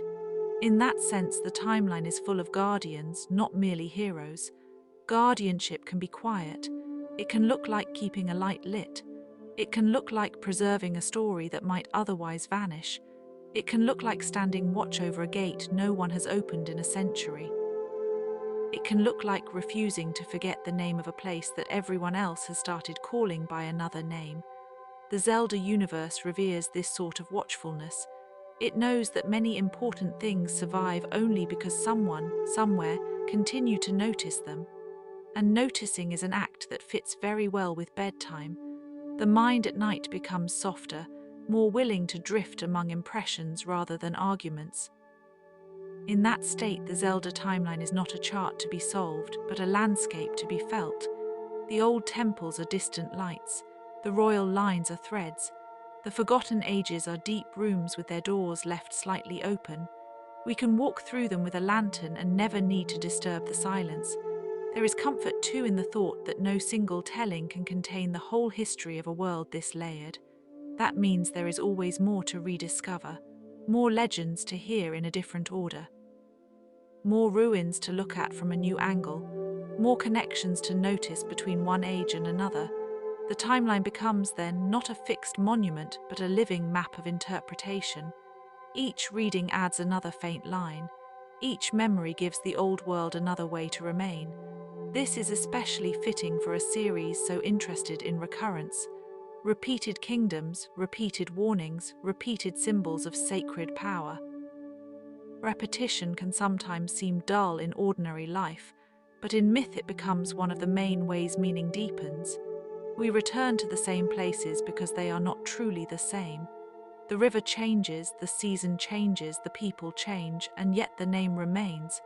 Hyrule is made of this kind of return, so are its forgotten ages. They are the places we keep revisiting in thought because there is always one more thing resting there in the shadows. Even the shadows in Zelda are rarely empty. They conceal. They protect, they wait. Sometimes they threaten, of course, but often they simply indicate that something older is near, something not yet fully seen. The unknown in this world is not always hostile. It is frequently just older than our understanding. That distinction matters. It makes mystery feel less like fear and more like patience. Patience is perhaps the deepest mood of the timeline. Patience in the land which holds ruins and roots alike. Patience in the myths which survive centuries of retelling. Patience in the relics which wait underground until they are found. Patience in the sky, the sea, the forest, the desert, the mountain. Patience in the stories themselves, which do not insist on being read all at once. They are content to be approached slowly, so we can continue to imagine these lost ages with ease and without strain. A fortress now swallowed by vines. A harbour whose wooden posts still stand beneath shallow water. A pilgrimage road lined with stones worn smooth by centuries of footsteps. A scholar in a distant era copying an old fragment whose meaning is only partly understood. A queen listening to an oracle whose words have become difficult to translate. A child making a toy out of a broken emblem found near a riverbank. All of these moments belong to the same deep, quiet continuum, and perhaps in the end, that is the truest way to understand the Zelda timeline. Not as a puzzle box demanding immediate completion, but as an old, many-chambered house with lights in some windows and darkness in others. We know enough to feel its shape. We can step gently through it. We can sit for a while in one room and let the air of the past settle around us. There is no need to force the doors open all at once. The forgotten ages will remain forgotten in part, and that is all right. Their partialness is not a failure. It is an atmosphere. It gives the world depth, like a painting with layers of colour beneath the surface. It makes room for wonder. It lets the imagination lean in close and listen for what the stones might still be saying. And what they seem to say over and over is simple and kind. Once there were people here. Once they loved this land.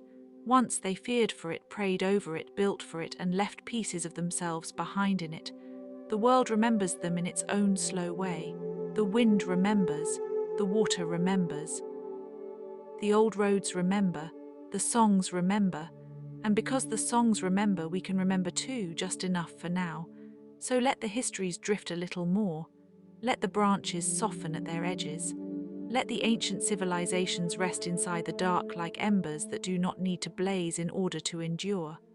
Hyrule remains layered, beautiful, and incomplete, which is perhaps the most comforting sort of ancient world there can be. It is a place where the past is never fully gone, only quiet. And in that quiet, the timeline continues to breathe. A distant bell, a turning page, a lantern in a watchtower, a single star above a ruined kingdom, a child in some later age hearing an old story and feeling without understanding why that they are part of something very old and very kind. The ages may be forgotten, but they are not severed.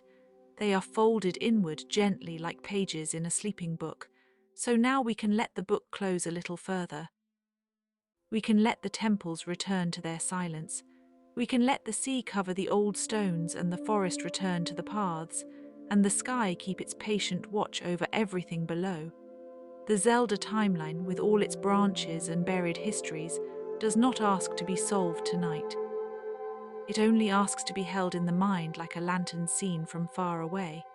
And if that lantern grows dim as sleep draws near, that is perfectly fine. The oldest stories do not vanish when we stop looking at them.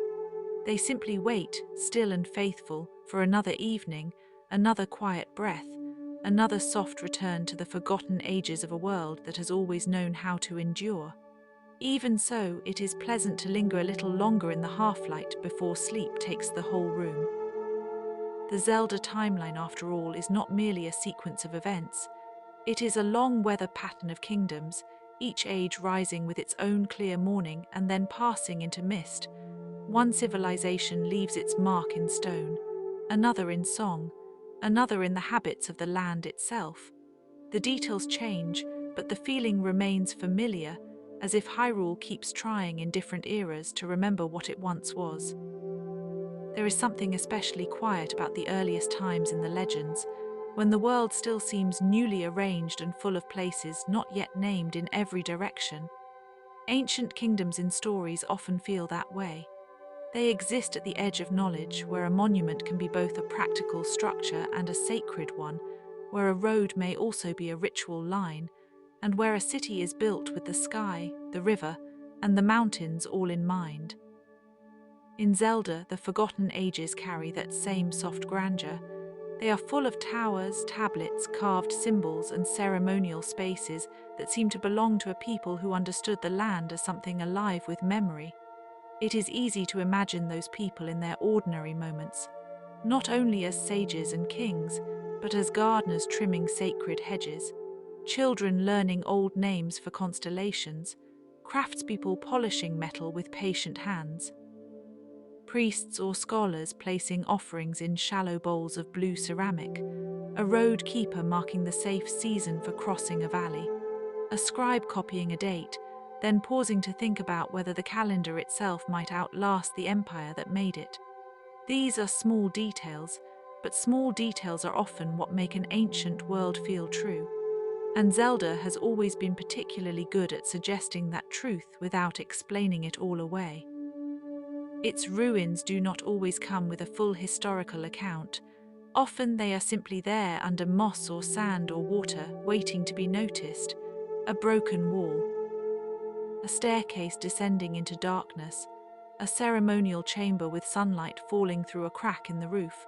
In real history, too, many great places are known only by fragments: a statue without its head, a city mentioned in one tablet and forgotten in the next, a language preserved in a few inscriptions that scholars can nearly, but not quite, read.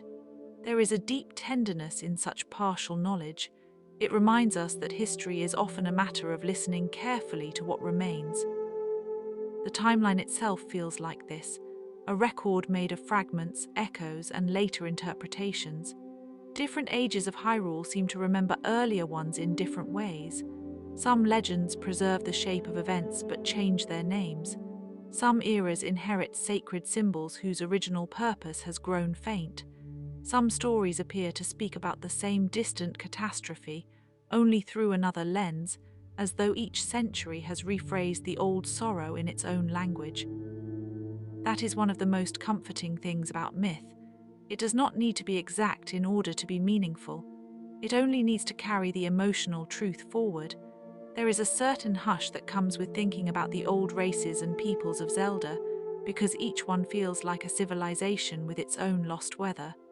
The Zora, with their relationship to river and sea, seem to belong to a memory of clear water and polished stone, of pale halls echoing with footsteps and the movement of tides. The Gorons evoke mountain time, a slower and sturdier rhythm, as if the rock itself had developed customs and hospitality. The Gerudo carry the feeling of desert continuity, of caravans, wind-worn architecture, and a people shaped by sun, distance, and self-reliance.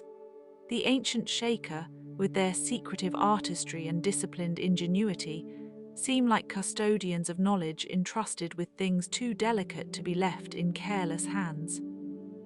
And among all of them, Hyrule itself appears not as one nation alone, but as a meeting place for distinct forms of endurance. In a bedtime light, these peoples feel less like factions and more like variations on an older theme. A world divided by geography but bound together by reverence for what is ancient. A world where a song can cross a valley, where a trade route can become a historical artery, where a shrine on a cliff can connect a remote village to the memory of a kingdom. Perhaps that is why the timeline feels so expansive even when the stories are narrow in scope. It implies a whole civilization of ordinary life beneath the legend: markets at dawn, bathhouses steaming in winter, courtyards swept clean, old women telling children why the eclipse mattered in their grandmother's time, a pot left to dry in the sun, a bridge repaired after spring floods. History is often built from such unremarkable acts, repeated until they become the background of a culture.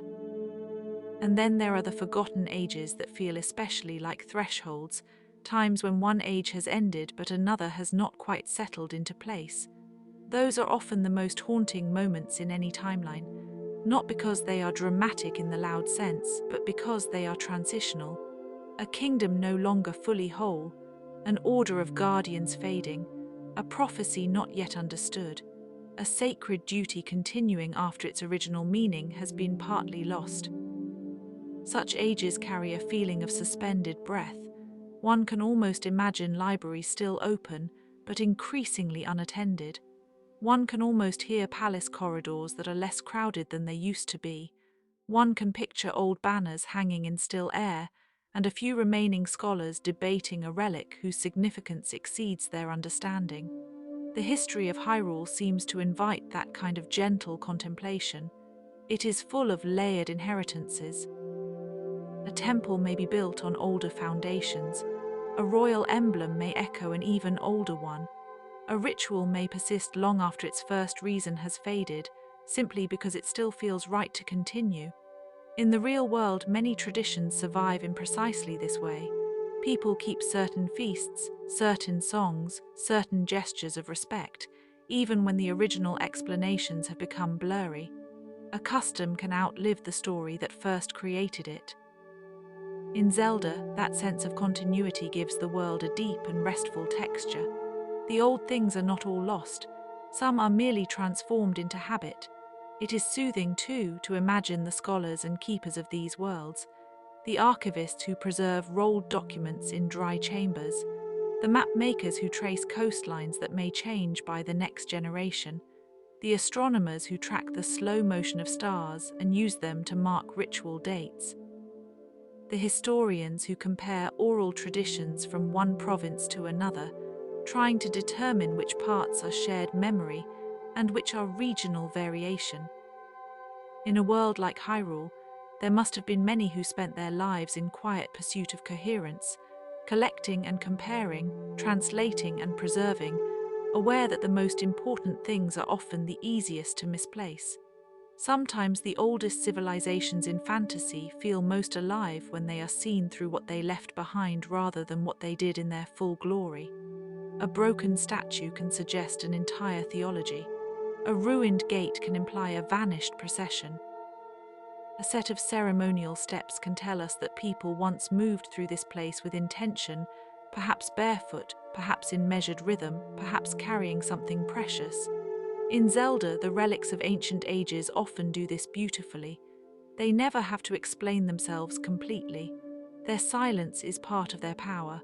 A rusted mechanism half buried in the earth, a mural faded by years of moisture, a chamber lined with motifs whose meanings are no longer certain. Each fragment opens a little window into a civilization that has become to us more atmosphere than archive, and atmosphere can be enough. A myth does not need to be fully solved in order to be lived with. Indeed, part of its loveliness may lie in the space it leaves untouched. The Zelda timeline is so often discussed as if it were a knot to be untied, yet it can also be understood as a kind of deep basin where many waters have gathered. Some of those waters are clear, some are silted with age, some are only remembered in reflection, but together they create depth, and depth in stories gives room for the imagination to rest rather than rush. There is also a particular comfort in the recurring pattern of loss and renewal that shapes the series. Kingdoms fall, but they are remembered. Sacred lands are hidden but not erased. People vanish into legend, but their names remain in songs, in symbols, in the naming of places. It is a tender form of continuity.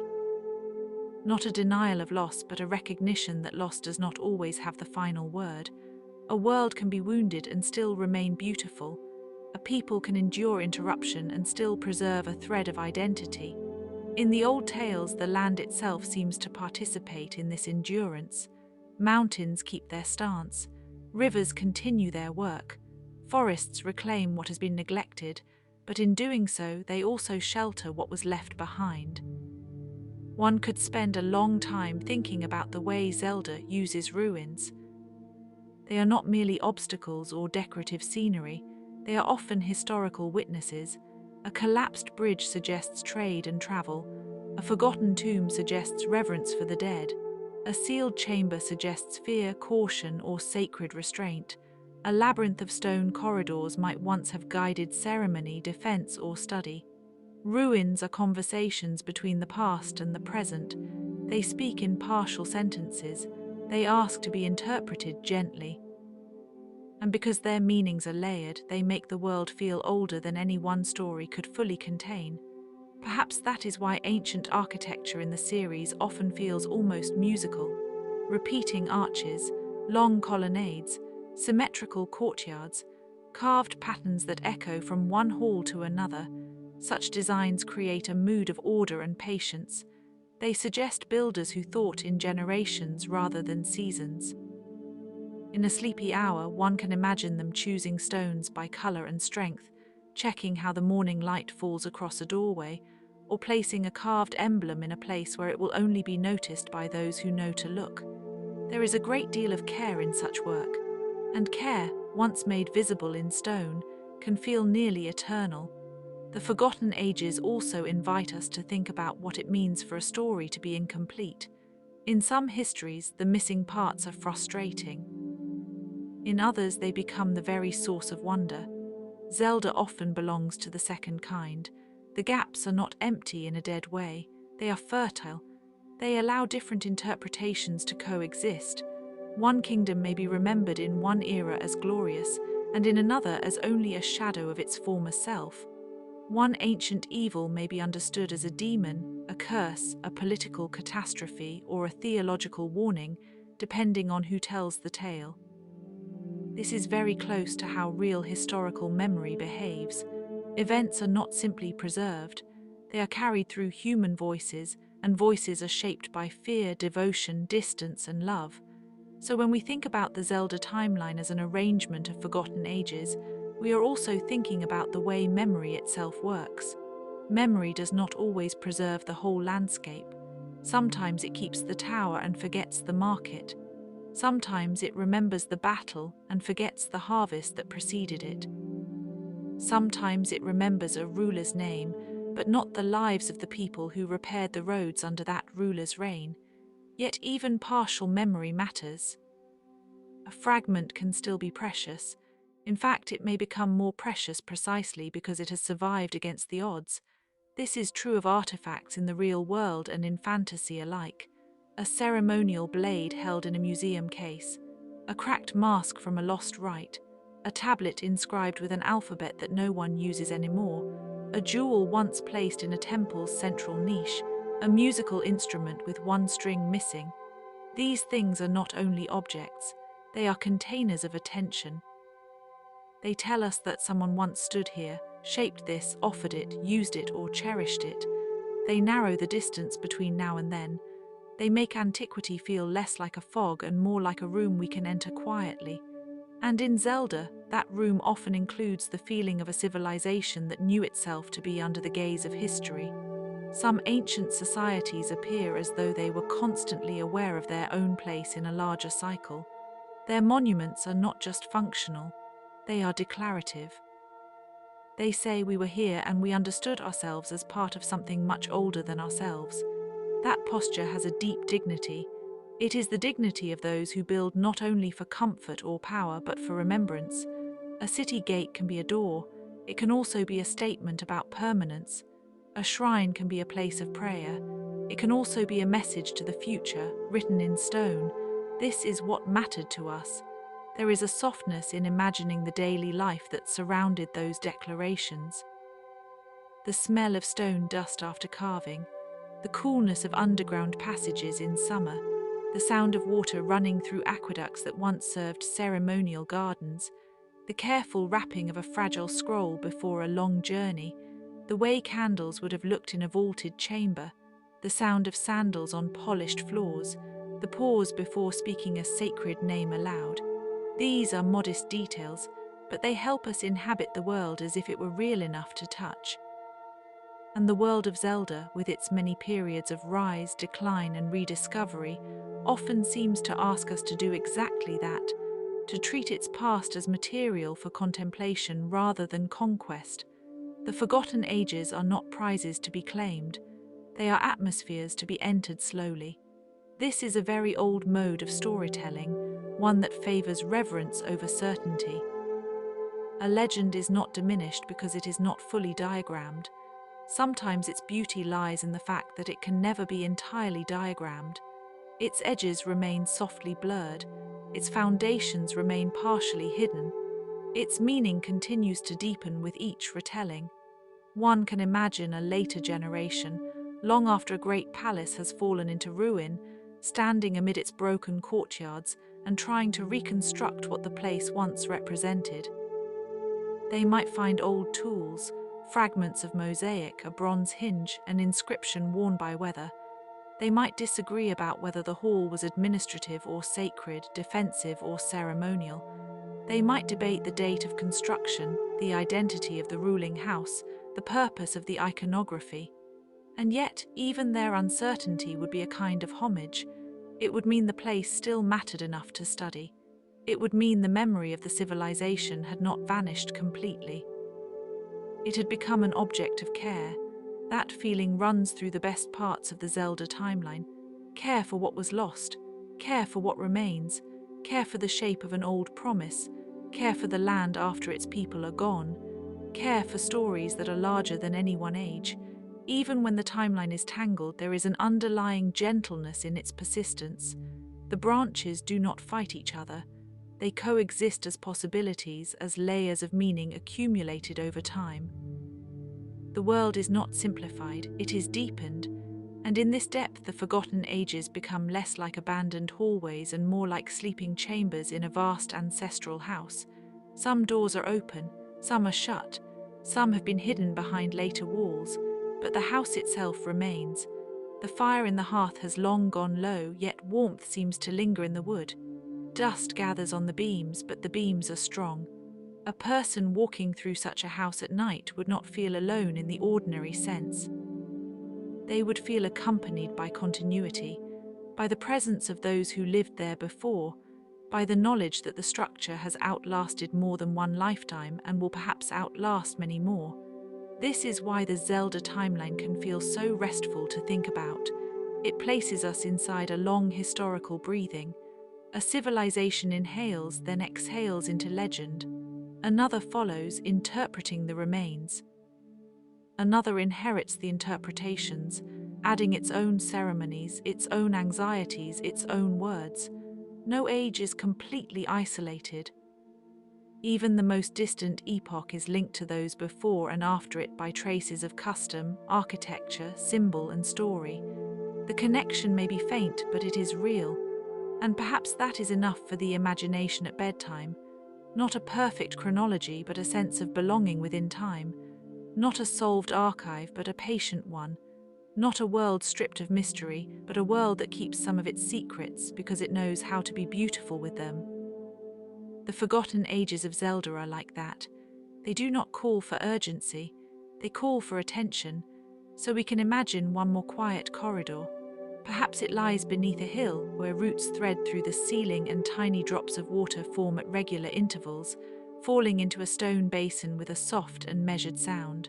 Perhaps there are old carvings on the walls, worn smooth in places where hands once passed over them. Perhaps there is a room at the end with a circular window opening onto the sky. Perhaps no one has stood there in generations, and yet the place remains whole in its own way. Not intact, perhaps, but faithful. The kind of faithful that stone can be. Outside, in the present age, the wind moves over the fields. Somewhere, a road curves toward a village. Somewhere else, the outlines of a forgotten shrine sit beneath grass and wildflowers. In a castle archive, a page has turned yellow at the edges. In a fisher's net, a small old object has been tangled and then released, carrying its own brief history back into the light. In a mountain village, an elder tells a child that the old names matter even if they are hard to pronounce. In a forest, trunks rise around a ruin and hold it in green silence. All over the land, memory continues in fragments. And that may be the deepest comfort of all. Not that everything is known, but that enough is known to cherish. Enough ruins to suggest grandeur. Enough songs to suggest devotion. Enough surviving names to suggest lineage. Enough quiet evidence to show that the forgotten ages were once filled with lives as ordinary and intricate as our own. People ate, slept, repaired things, argued, prayed, wandered, and waited for the seasons to change. They worried about weather and harvests and honor and children, and whether the old stories were still true. They stood beneath the same kind of moon. They looked up at the same stars, though perhaps by different names. The timeline remembers them in its patient way, not all at once, not completely, but enough. A shrine with no priest, a tower with no banner, a kingdom spoken of in reverent tones, a myth repeated by those who have inherited it but not fully understood it. These are not signs of absence alone. They are signs of endurance. The past has not been erased. It has been folded into the landscape, where it waits in rock and water and old ceremonial paths. So as the evening grows softer still, we can leave the great archives to their silence. We can leave the ancient capitals to their ivy and shadow. We can leave the sealed chambers sealed, the river stones cool, the desert roads bright under a distant moon. The Zelda timeline does not need to be finished tonight. It only needs to be felt as something broad, old, and gently luminous. And if our thoughts begin to drift away from the names of ages and into the quieter places between them, that is all right. The stories are content to be half remembered for now. The kingdoms will continue to wait. The ruins will continue to hold their shape. The songs will continue to move from one generation to the next, soft as breath, steady as tide water. The forgotten ages are still there, resting under the surface of the world, and in their stillness they offer a final, simple reassurance. What is truly beloved is rarely lost all at once. So let the long history of Hyrule settle more deeply into night. Let the ancient stones cool. Let the maps fold into themselves. Let the branches of the timeline become like roots beneath sleep, unseen but nourishing. There is peace in not knowing everything. There is peace in leaving some doors unopened until morning. And there is peace too in the thought that the oldest worlds, like the kindest dreams, are patient with us. They will remain, the wind will pass over them, the stars will rise above them, the names will continue to echo faintly in the dark. And when sleep finally comes, it may feel a little like walking through a ruined temple at dawn, where the first light enters through the high windows and reveals dust turning softly in the air. Everything still. Everything ancient. Everything held for one more quiet moment in the tender memory of the world.